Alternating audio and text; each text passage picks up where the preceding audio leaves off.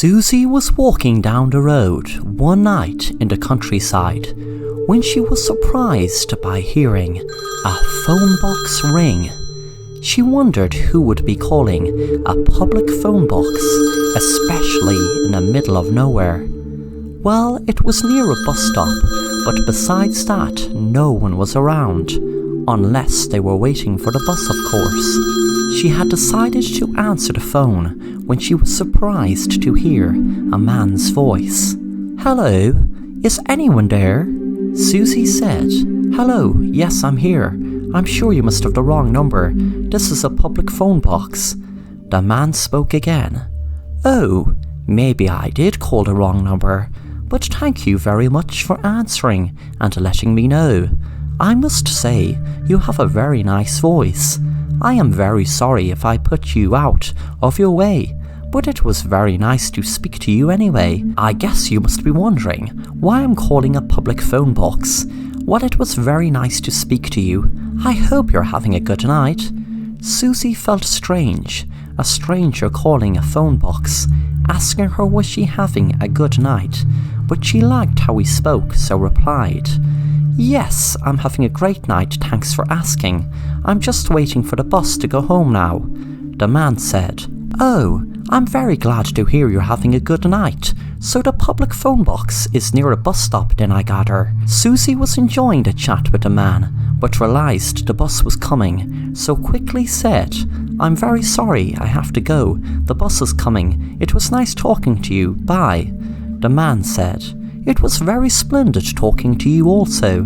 Bye now." Susie walked into the bus and felt happy for some strange reason. About the phone call, the man had left a good impression on her. She was wondering, was it his voice or what he said, and she wondered what he had looked like. When she got home, she told her sister Rachel all about it. "I was waiting for the 10 o'clock bus, and well, I was very surprised to hear the public phone ring in the phone box right next to the bus stop. I answered it, and there was this really sweet man on the other end.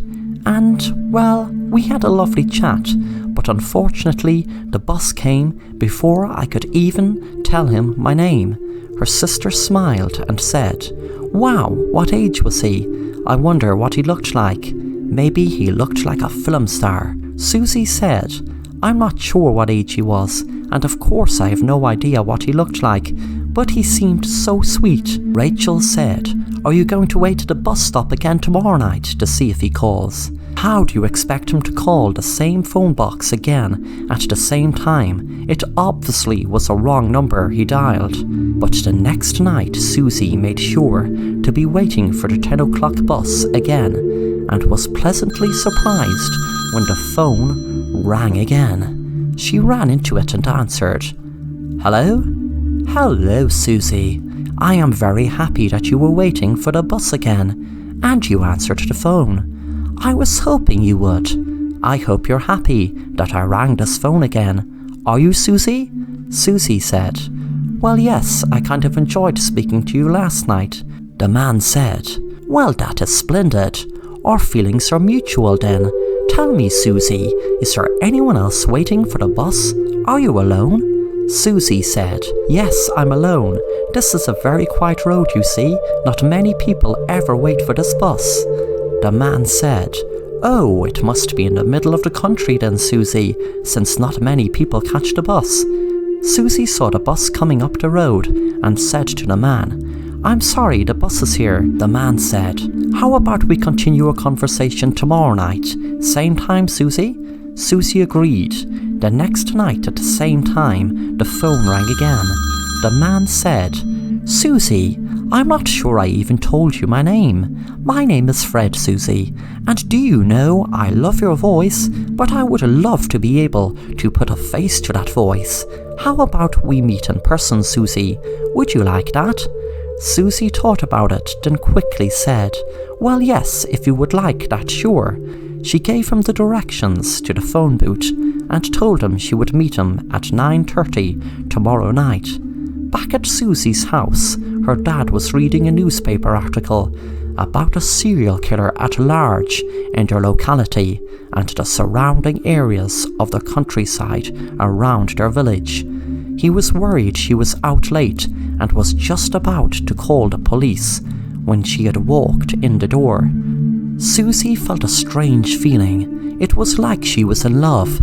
She felt it strange knowing that she hadn't even met the man, but still felt strangely in love with him. She told her sister about her meeting him tomorrow night. The next day, when Susie asked to go out, her dad said, "No way, you're not going anywhere tonight." Susie was mad until her sister had an idea that maybe he would allow both girls go to the cinema together. Rachel was going to the cinema while Susie would meet the man. Rachel said to Susie, "Look, Susie, I was thinking about this. Maybe it's a bad idea. You were going to meet this man. I mean, he could be anyone.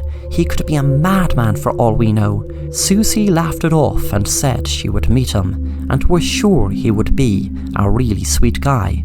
When Susie was on the bus, she heard a conversation between two people who were talking about a serial killer at large, a man who was targeting young women. Susie felt sick thinking of the stranger she was about to meet. She stayed on the bus and knew she couldn't go home, so she would go back to the cinema and join Rachel. But Rachel was worried about her sister and had already gone to meet her by the phone box. When Rachel was outside the phone box, she had been calling her sister's name, but all she could hear was her own echo. Suddenly a man walked out from the ditch and said, "Hello, Susie. It is so great to finally meet you." Rachel froze as the man went near her and she kicked him. The man said, "Oh, now, that's very nasty out of you, Susie. Very nasty indeed, and I have to punish you for that." He dragged her into his car and put her in the boot and shut it.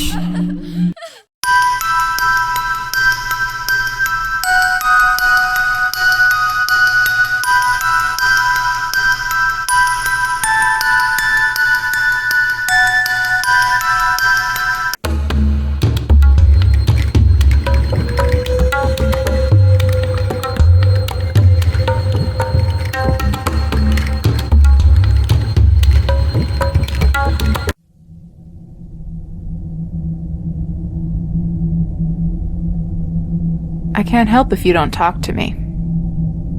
You won't believe me. If you tell me you saw Bigfoot or some creature in the woods, I will believe it. I promise. Tell me your story. There were no creatures, spirits, or monsters. It was just me. It was my first time as a caretaker in Yellowstone. I barely knew the place, but when I saw it for the first time, and I fell in love instantly, I was in complete awe of it. The mountains that reached up to the clouds, and the valleys which cut beneath them. The forest which ran vast and all-consuming throughout. And then there was the wildlife. It was overwhelming in its beauty. And people left the park in November for the winter season. And that's when I came in. I was to remain there until the plows could reach me towards the end of winter. I was the only one in my section, alone for miles and miles. My job was to clear the snow off the roofs of some of the buildings and structures. That was pretty much all I was supposed to do, but it kept me busy. There was always more snow to clear. I enjoyed the solitude, and I'd been craving it for some time. When night fell, my cottage was the only source of light. The entire landscape, mountains, rivers, and the forest, all of it was dark. It was like an ocean of black, if you can picture it. And a tiny pin drop of light in the middle. That was me. I read books and made dinner. That's how I spent my nights. One day there was a storm. The snow was falling so thick and so fast that I couldn't get past my own front door. I decided it was too dangerous to try going out, so I stayed in, knowing that I'd have to do double the work the next day. But it was okay, because it was better than being caught outside in a storm. That could be death if you couldn't find shelter. That night after dinner, I read as I normally do, but as I did, I noticed a strange sound. It was a soft, wet hum. I heard it before, only when I was absolutely silent, but I could never place where it was coming from or what it could be. So I forgot about it. I kept reading, and when I was too tired to read another word, I turned out the lights and went to bed. It woke me from a sound sleep. I was so tired and disoriented, I wasn't sure if I had heard something or if it'd just been a dream. Slowly I came out of my fog, and then I knew it hadn't been a dream. There was a knock at my door. I couldn't imagine who it could be. I was miles away from anyone, and in a storm, it would be impossible to get to me. I tried to look out the window by my bed, but it was too dark. I picked up the gas lantern and lit it. Then I moved to the door. When I opened it, the wind hit me like 1,000 needles. I aimed the light out, but there was only snow and darkness.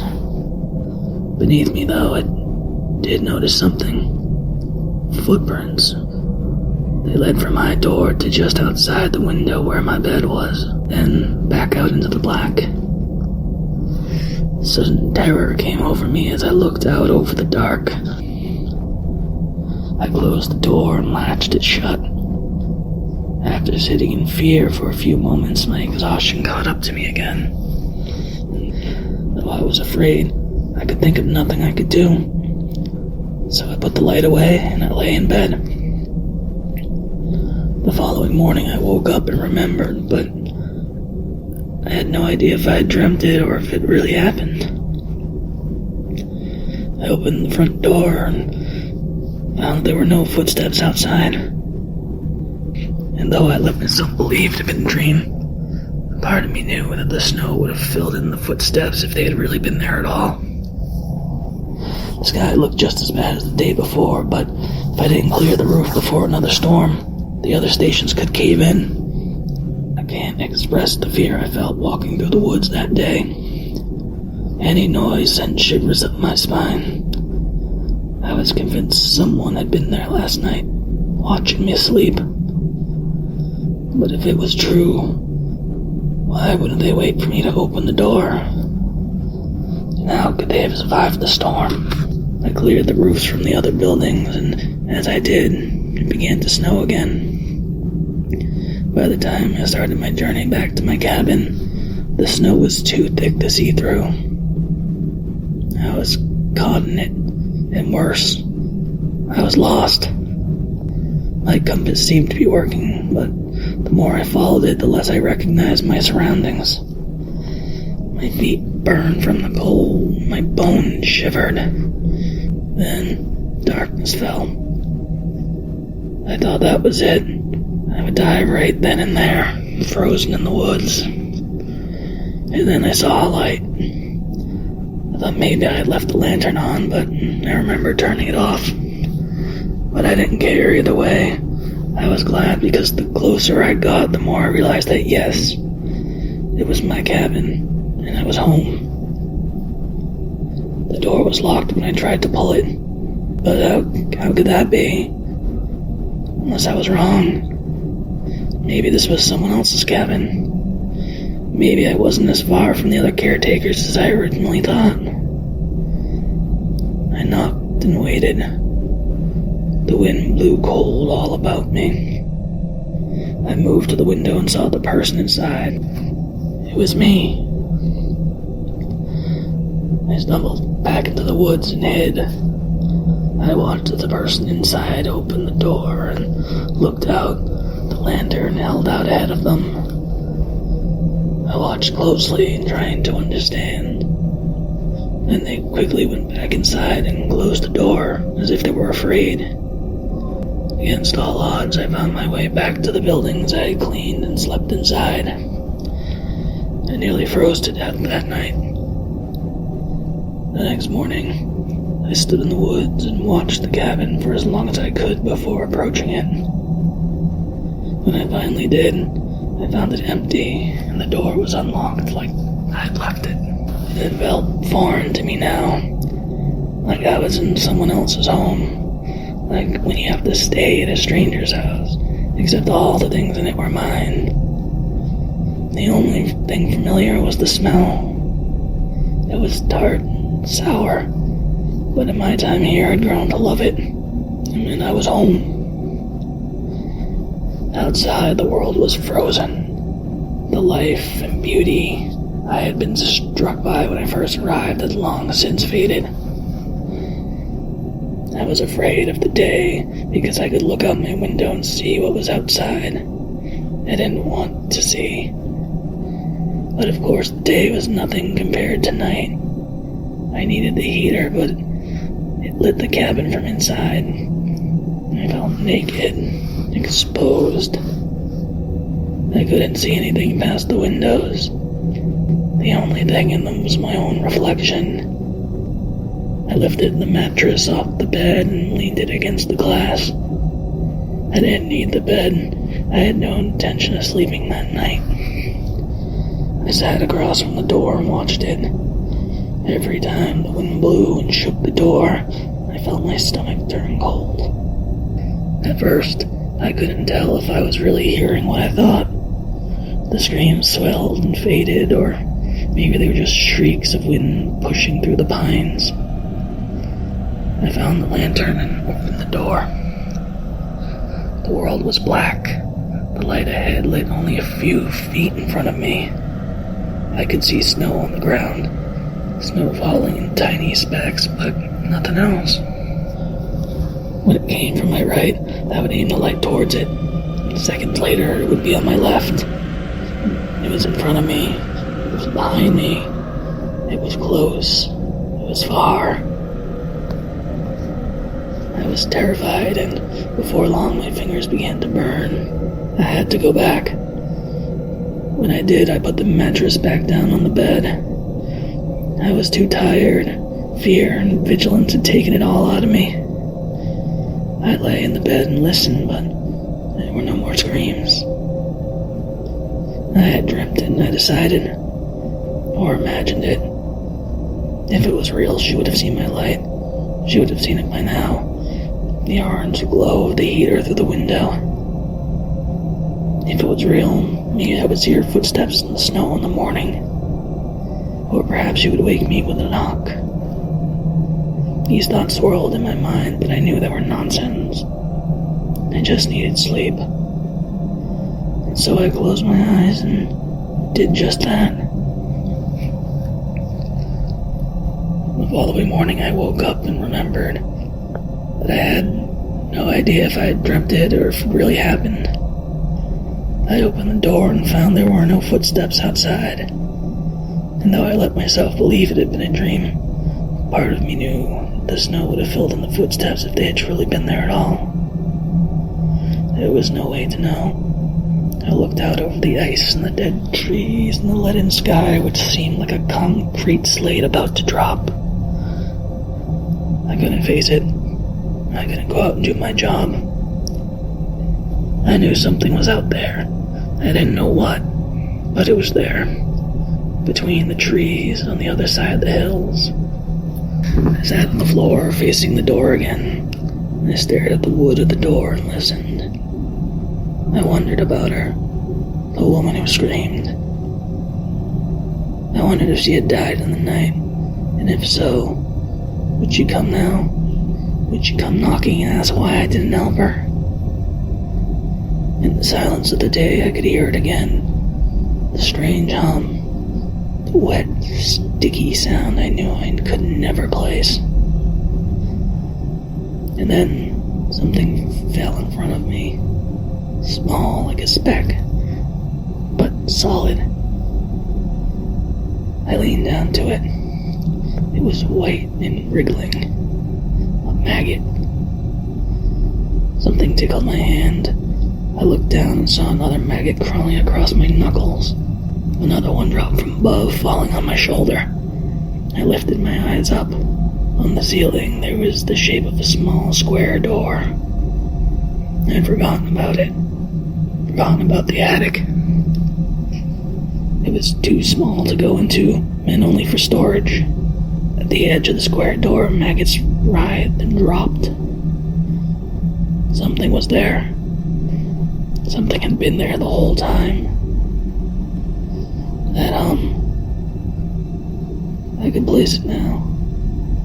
It was the sound of 100,000 maggots feasting. I moved the heater to the center of the room and used it as a stepping stool. I climbed it and reached for the door on the ceiling. The smell, the familiar smell I've grown to love, was overpowering here. My eyes stung, my throat closed. I lifted my head to the attic. His small body entirely covered by them. A blanket of maggots so thick I couldn't even see him. Did you remember then that you hadn't come alone? Yes, I remembered. They still haven't found your wife. Is she up there in the hills?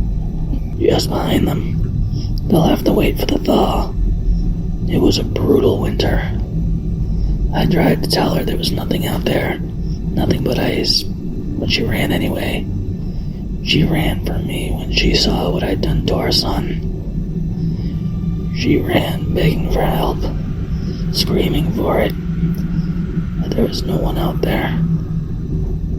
I listened to her screams until they died down, until there was only silence and dark. Why did you do it? Didn't you love them?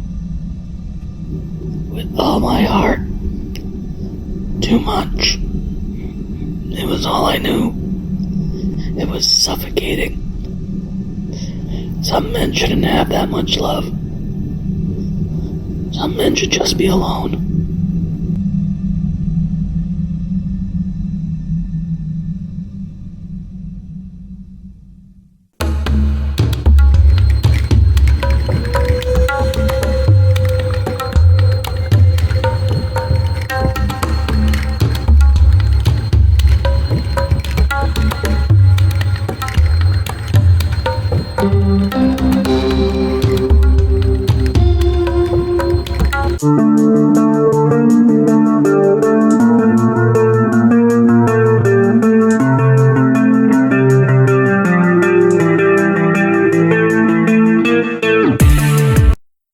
Someone found it by accident. God knows what they were looking for in the first place. The website address is a series of random letters and numbers, and of course, like all secret dark web addresses, it ended with a .onion. You need special software to find it. It's called Tor. There is no Google in the deep web, no browsing. You have to know what you went there for. But some people think of themselves as explorers, and try to find web addresses simply by typing random combinations of letters and numbers. Supposedly, that's how they found Jane Woodbridge 813.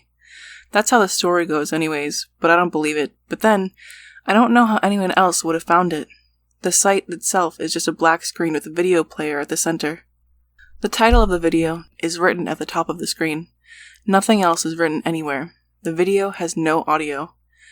I first saw it when I was 13, back in 2006. It stayed with me. It wasn't graphic, but still, I never forgot it. Which is why what's happening now has been keeping me up every night. It's like this nagging thing I've had in the back of my mind since I was a kid, and now it's at the forefront of my brain. It's all I think about. When I was 13, my best friend's older brother lived in their basement. Every now and then we would go down and try to get a turn at whatever PC game he was into at the time. One day we went down to find him reading a forum. We asked what game it was for, but he said it wasn't a game. It was for a video that had been going around. He hadn't seen it yet, but he heard rumors. He followed the instructions on the forum and found the site. It was locked with a username and password prompt. He read something he had handwritten on a piece of paper and typed it in. The prompt disappeared, and then there it was. Empty, save for the video player. He said I have to close the door before he could show it to us. I did. He pressed play. The video was shot from inside a house looking out through the old window to the backyard. In the middle of the yard was a girl. She was a teenager, but I couldn't tell exactly how old, maybe 16 or 17. She was leashed. It was wrapped around her neck, a chain running down to a pole on the ground so she couldn't move very far. At the moment the video started, she was standing awkwardly and looking at the cameraman, as if waiting for something. Beer cans were strewn all across the yard, and as I mentioned before, no audio. The camera jolted right, at the same time the girl looked in the same direction. The camera couldn't see anything past a few feet ahead of the girl since it was being recorded indoors. But the girl could see it. Whatever it was that made them both look, it was ahead of her. She began to cry. She pulled at the chain and the pole, but they wouldn't move. She turned to the camera person, her cheeks red and wet with tears. She begged. The cameraman's hand popped up in front of the lens. He pointed an index finger straight down. The girl seemed to understand the gesture. She still cried, but now she closed her eyes, and one leg at a time got down on her knees. Then she bowed, her entire body bending until her face was down on the grass. Her hands stretched out in front of her. She turned them palm up and raised them as if she was worshipping.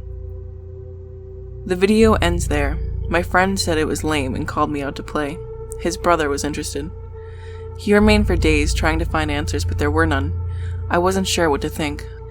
And then, as time wore on, there would be nights just before I fell asleep that I would see her there, kneeling on the grass. I needed to know what was standing in front of her at that moment. More than anything, I needed to know what she saw.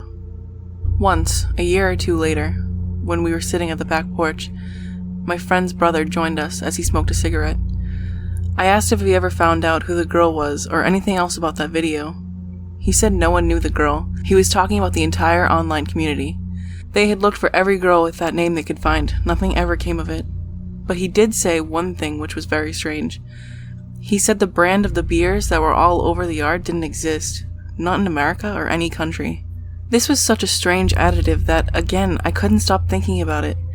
And then when I was 16, in the winter of 2009, a small news story went viral. The story was of a girl who had gone missing after going out for a walk with her friends. Two of her friends said she had been acting strange days before her disappearance, as if she was afraid or something. They had been walking home from school one day, and she just ran without warning. They couldn't catch up, and no one could find her after that. Her own parents confirmed that the two girls had told them of their daughter's behavior, telling the police she had recently developed a fear of mirrors. Her name was Jane Woodbridge. She was 17. Reddit and 4chan exploded with the news of it. Jane's photo was quickly released to the public, and yes, it was her, the girl from the video. But no one could believe it was true. The video had been released years prior to her kidnapping. The mystery only grew when photos of Jane as a 14-year-old girl were used for the 60 Minutes interview with her parents. They showed a much younger, much shorter, acne-ridden girl with chubby cheeks and big glasses. She did not at all resemble the Jane in the video. Some months later, Jane's body was found in the woods, where she had run from her friends and gone missing. The spot had been searched thoroughly by police and volunteers. The police and family did not disclose a cause of death, but they did say it did not look like a homicide. Between the day the video appeared online and the day she went missing, it had been 813 days exactly. After Jane's body was found, the Deep website, which had been locked again with a new username and password for 6 months or so after Jane went missing, was finally cracked.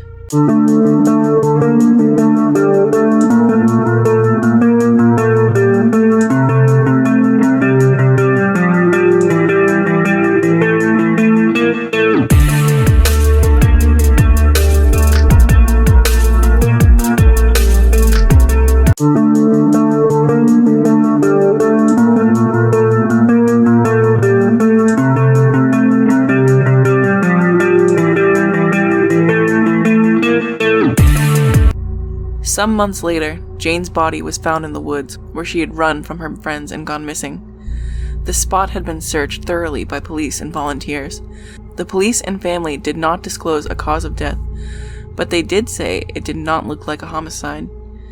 Between the day the video appeared online and the day she went missing, it had been 813 days exactly. After Jane's body was found, the Deep website, which had been locked again with a new username and password for 6 months or so after Jane went missing, was finally cracked. The video had changed. The inscription read Emily Forster, 12th. The video began by showing Emily walking with her friends along her street.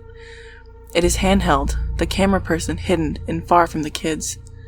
Emily's arms are crossed in front of her and her head is down. She suddenly runs, crossing into the woods. Her friends give chase. The camera person moves forward toward the woods. The video cuts to minutes later. The camera person hides as Emily's friends exit the woods, unable to find her. 4chan, Reddit, and other social media sites began the search for Emily Forster. For the first day of the search, the name was even trending on Twitter. 12 days after the video was posted, 16-year-old Emily Forster was reported missing after she did not come home from her job in Creede, Colorado. This was nowhere near where Jane lived. Her friends told police she ran while coming home. She had been quiet all day, scared of something, but she wouldn't say what. 6 days after she went missing, her body was found hanged in the woods 5 miles from her home. A second video was uploaded to the site that same day. I didn't know if I wanted to watch it. I remembered being awake those nights, just burning with curiosity and terror, needing to know what it was, what Jane had seen. As I paced my living room, trying to push myself to ignore it, I knew I would watch it, and a few minutes later, I did just that. Emily 12 Part 2 starts with a gritty video of a party. The camera moves among the older men and women who smile and wave as they drink. The first thing I note, aside from the crappy quality of the video, is the attire. Men have big glasses, women have their hair sprayed stiff and curled, like something from the 70s, except it couldn't have been because as the camera reaches the kitchen window, we see her there. Emily Forster, taken in 2019 and chained to a pole. It is night, but there is a floodlight outside, and the identity of the girl is unmistakable. Emily stands and cries in the backyard. The cameraman raises his beer, the same beer as that which littered the yard in the previous video, as if giving her a toast. Emily is suddenly alert. She looks back to the dark behind her, listening. The man once again points to the ground, but Emily refuses to kneel. He tries 2 more times, but she stomps her foot in defiance. She turns to the black behind her, as if she heard something, and starts to scream. The cameraman turns back to the house. Everyone now has their back turned to the camera, all facing away from Emily. They stand there, their backs to us, doing nothing else. The video ends. Once again, I realized the timeline didn't add up. The first video of Emily running away was posted months before it happened. Again, I felt sick. I decided I was done with it. I left the site and the computer. I put it out of my mind and decided I wouldn't dig anymore. I didn't care who was next. I was done. And then, a few months later, the site updated. It was all over Reddit. Everyone was talking about the diary. I couldn't help myself. I went back on. Instead of a video, there was a picture. It was the cover of a red diary. The label read, "This diary is the property of..."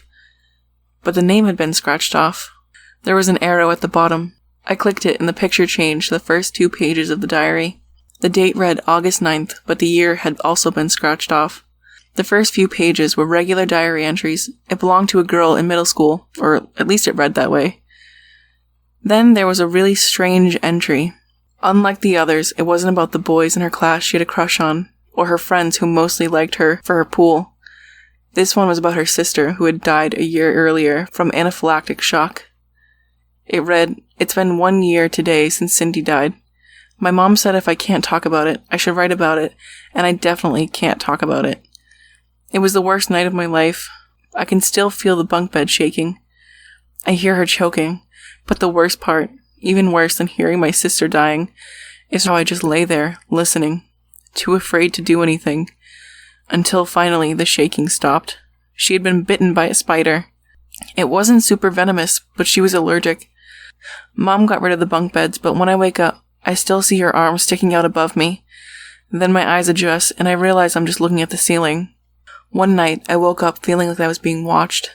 The feeling was so strong that I was more scared of turning on the light than I was of being in the dark. What if I see what's watching me?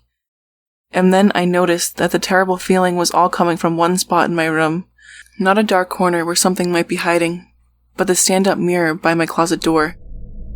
I got up and walked over to it, hoping that seeing it up close would lessen my fear a little. But I still hadn't turned the light on, so all I saw was my silhouette.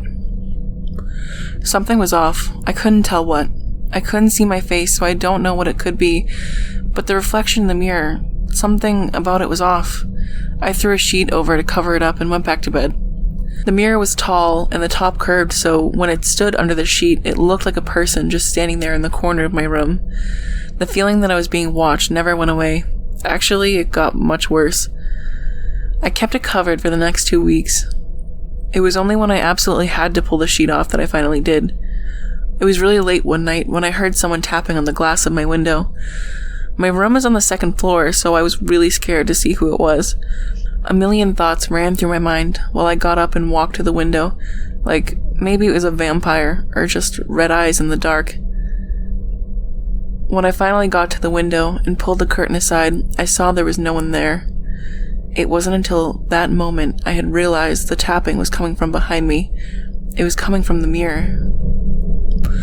I was shaking worse than ever. My mouth was dry, my legs weak, but I had to know what it was. I pulled the sheet down. The tapping stopped.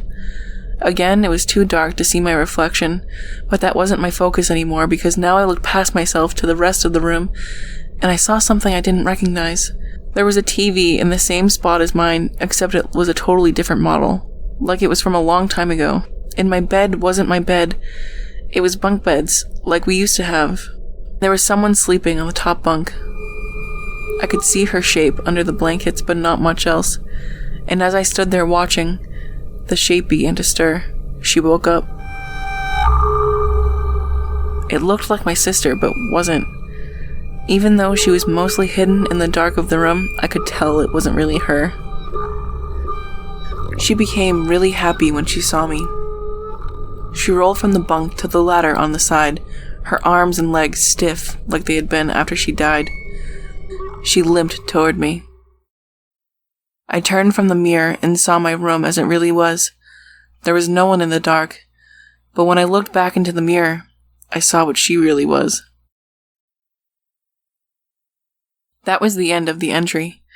I turned the pages, and on each one there was only one sentence, the same sentence written over and over again, sometimes a dozen times, sometimes hundreds. It still haunts me. It haunts me to wonder about what she saw that night, and the nights that followed. The sentence that covered the rest of the diary was simply, "Don't look in the mirror."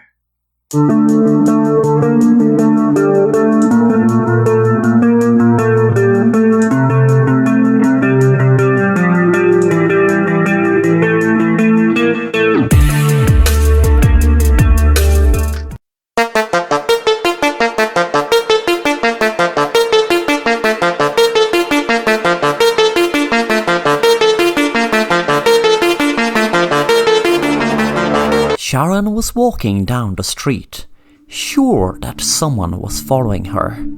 She didn't dare look behind, as she would rather just walk on and hopefully get to somewhere where there were people around, other than turn around and have someone attack her. It was getting dark, and she saw a train station across the road, so she walked across to it. When she got into the station, thankfully there were other people in the platform, but strangely, she didn't feel any bit safer. She thought about getting on a train, but decided to just wait by a group of people first to gather herself. She assumed it was just her paranoia, but there was something bothering her that she didn't know what it was. People were acting strange, and she had noticed there were police around. She had wondered why there was no train, as she was standing there for a few minutes now. There were lots of people looking down in the track, across a tape that said "Police line, do not cross." She didn't realise sooner because she seemed to be in a daze, wondering why she was feeling so strange. She wondered what all the people were looking at, and when she walked over and looked down, she screamed with horror as she looked down at herself, dead on the train line. She was screaming and screaming, but no one seemed to take any notice of her. She had then noticed someone had made eye contact with her, and they seemed to notice her. They walked over to her and said, "Did you just realize you're like me, one of the dead?" She spoke on. "Don't worry, it gets better. I watch the news to see where there are local deaths. That way at least you could talk to someone." Sharon froze, taking in the words that the girl was telling her, realizing she was dead.